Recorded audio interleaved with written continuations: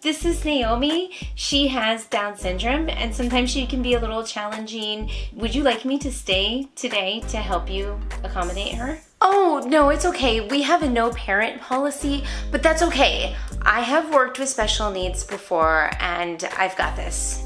Are you sure?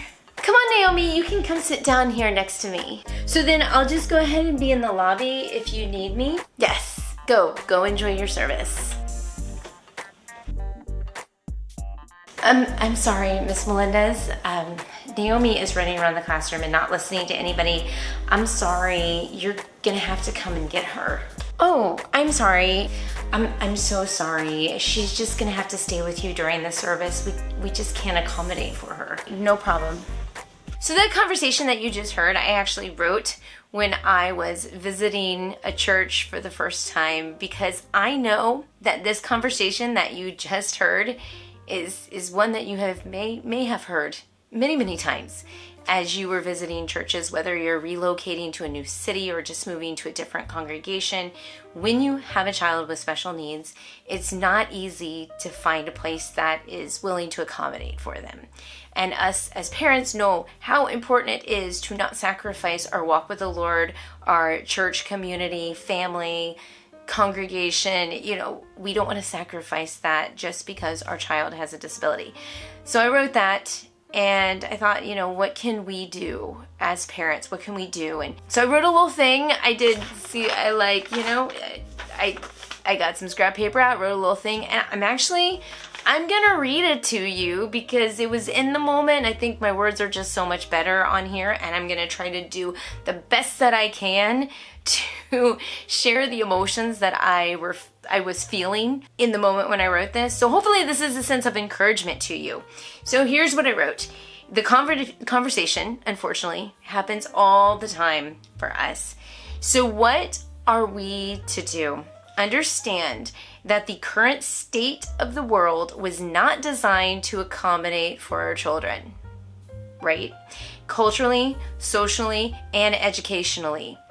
We are also dealing with the selfish desire of man, yes, even in churches. And that's the wonderful thing about being a believer in Jesus, Yeshua, our Messiah. He is our salvation. There is nothing that we can do as human beings to gain that salvation. He does the work for us. Even when we falter, when we fall, when we struggle, the Spirit of the Lord fixes our hearts and changes us from the inside out.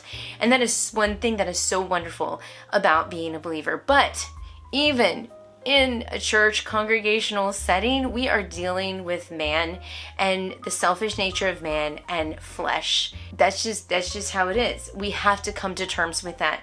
So when our children with special needs, they break the rules. Some break the rules. That's what they do, and they act out, or they don't perform in line with social norms. People will lose their minds.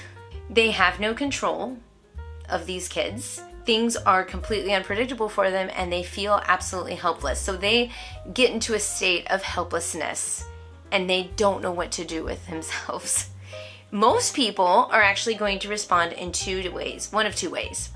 They will either give up completely and come and get you to try to take it off their hands or help them, or they will want to avoid the situation altogether so they won't have that opportunity to fail. It's very rare that some people will actually want to learn and help.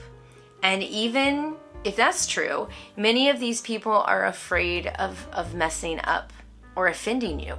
With our society nowadays, where everyone's lawyered up, lawsuits, not many people actually want to trouble themselves with our children, and they won't make accommodations for them, and they'll tell you that point blank. And I have found that out.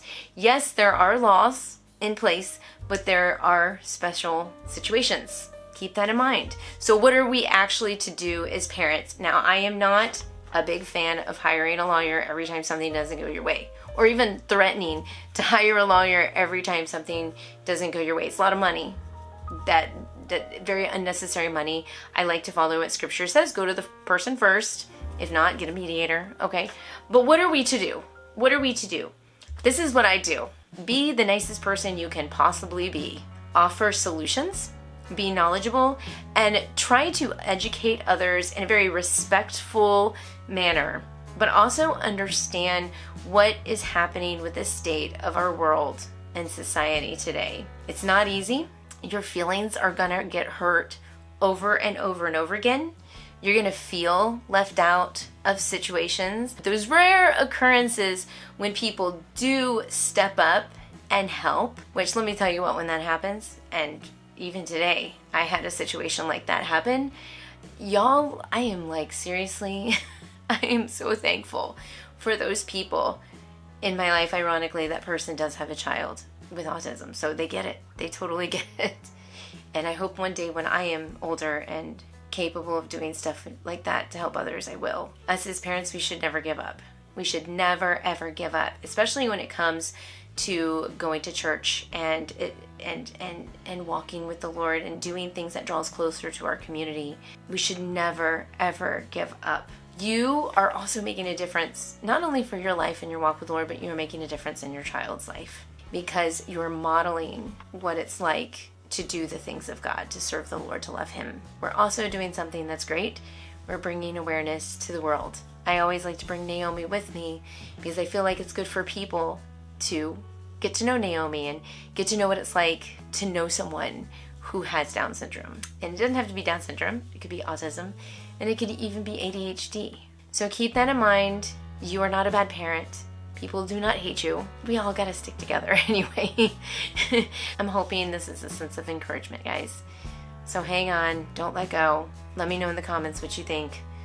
And thank you so much for watching.